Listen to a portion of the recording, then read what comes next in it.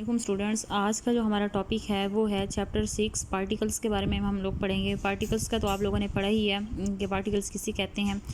The substances around us can exist in 3 forms, solid, liquid and gas. हमारे इर्द गिर्द जितनी भी चीज़ें पाई जाती हैं, जितने भी सब्सटेंसेस हमारे इर्द गिर्द पाए जाते हैं, वो 3 हालतों में पाए जाते हैं, सॉलिड, लिक्विड एंड गैस। आप लोग खुद भी देखें, आपके इर्द गिर्द जो है वो सॉलिड भी चीज़ होगी, लिक्विड भी चीज़ होगी और गैस भी होगी। We call these 3 physical states. हम इन तीनों को क्या कहते हैं? फिजिकल स्टेट्स कहते हैं।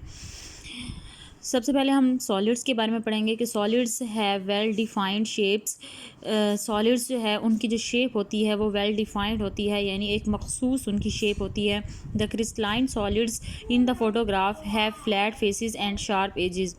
आप सामने फ़ोटो में भी देखें, ये डायग्राम में भी आप देखें कि जो क्रिस्टलाइन सॉलिड्स जो होते हैं उनके जो फेसेस होते हैं वो फ्लैट होते हैं, चिपटे उनके फेस होते हैं, और शार्प एजेस जो उनके कोने होते हैं वो बहुत ज़्यादा शार्प होते हैं, तेज़ होते हैं। Like all solids they keep their shape.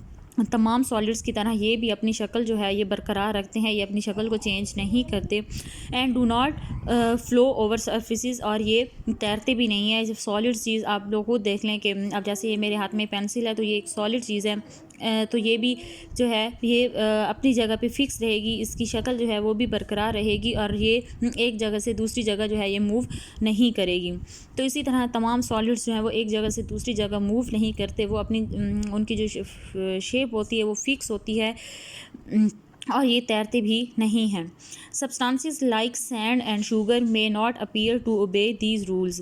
कुछ सब्सटेंसेस हैं जैसे कि सैंड हो गई और शुगर हो गई, वो जो हैं इन जो हमने ऊपर पढ़ा है कि इन रूल्स को जो है ये फॉलो नहीं करते। But close examination shows that each grain is a hard solid. अगर हम बहुत ही क्लोज उसको देखें तो हर एक दाना जो है या तो चीनी का है या वो फिर सैंड का है, तो वो हार्ड सॉलिड है। Which has a definite shape, उनकी शेप जो है वो डेफिनेट है, एंड रिटेन्स इट, और उनकी वही शक्ल जो है वो रहती है। उसके बाद है liquids. Liquids do not have well defined shapes and they flow over surfaces.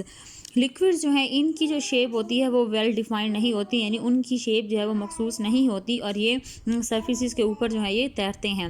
When a liquid is poured into a jar और bottle it takes up the shape of the container, but only up to certain level.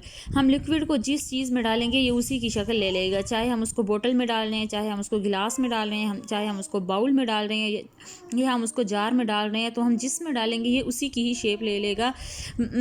But only up to a certain level की जो level जो है वो उसका एक मखसूस, अगर वो लेवल तक जो है वो हो तो वो उसकी शेप ले लेगा। The liquid has a specific volume. Liquid का जो वॉल्यूम है वो स्पेसिफिक होता है, which can be मेयर्ड using a मेयरिंग cylinder, जिसको हम मेयरिंग सिलेंडर की मदद से मेयर करते हैं। आगे है gases. Gases do not have a well defined shape और वॉल्यूम। गैसेस की ना तो वेल डिफाइंड शेप होती है, ना ही इसका वॉल्यूम होता है। When a gas is placed in a container, जब हम गैस को किसी भी कंटेनर में डालते हैं, it quickly takes up any available space, तो उसको गैसेस के जो मॉलिक्यूल्स हैं उसको जहाँ जहाँ जगह मिलती है वहाँ पे वो जाके फिट हो जाते हैं। Gases can also flow, gases भी फ्लो कर सकती हैं, and it is possible to pour heavy gases from one container to another. और जो भारी गैसेस होती हैं उनको एक कंटेनर से दूसरे कंटेनर में डालना जो है वो ये भी पॉसिबल है। उसके बाद है कि many substances can exist in all 3 physical states. बहुत से सब्सटेंसेस हैं वो इन तीनों हालतों में पाए जाते हैं, यानी सॉलिड में भी होता है, वो लिक्विड में भी होता है, और गैस में भी होता है। पर हैप्स, तो इसकी जो बेस्ट एग्जांपल है, the best example is water. जो इसकी बेस्ट एग्जांपल है कि जो तीनों हालतों में पाया जाता है वो वाटर है। आप लोग को जैसे सॉलिड हम वाटर कैसे लेंगे? आइस, उसके बाद उसी आइस को हम बाहर रखते हैं तो वो मेल्ट होकर लिक्विड बन जाएगी, और अगर हम उसी को जो है वो गर्म करें, उसको हीट दें, तो वो जो है वो स्टीम यानी गैस में चेंज हो जाएगी। Water comes out of the freezer as a solid ice.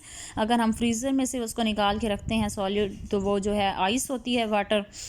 Out of the tap as a liquid, और उस वैसे हम अगर टैप से निकालें या उसी आइस को ही हम रख दें और वो पिघल जाएगी तो वो लिक्विड बन जाएगी। And out of boiling kettle as a gas, और गर्म करेंगे तो वेपर्स की सूरत में जो है वो, स्टीम की सूरत में जो है वो गैस बनेगी। हीटिंग और cooling water can change it's states, पानी की जो हालत है ये किसने चेंज की है, हीटिंग और कूलिंग से जो है उसकी हालत जो है वो चेंज हो गई है। तो यहाँ पे हमारे पास क्वेश्चन है कि describe some characteristics of solids, liquids and gases. तो ये आप लोग सॉलिड्स की भी करेक्टरिस्टिक्स लिखेंगे, लिक्विड्स की भी लिखेंगे और गैसेस की भी लिखेंगे। एक और क्वेश्चन है कि अपने इर्द गिर्द में से सॉलिड, लिक्विड और गैसेस की जो है वो एग्जांपल दें। तो आप लोग जहाँ जहाँ पे आपको सॉलिड नज़र आएगा आप सॉलिड लिखेंगे, लिक्विड लिखेंगे और गैसेस लिखेंगे। Thank you.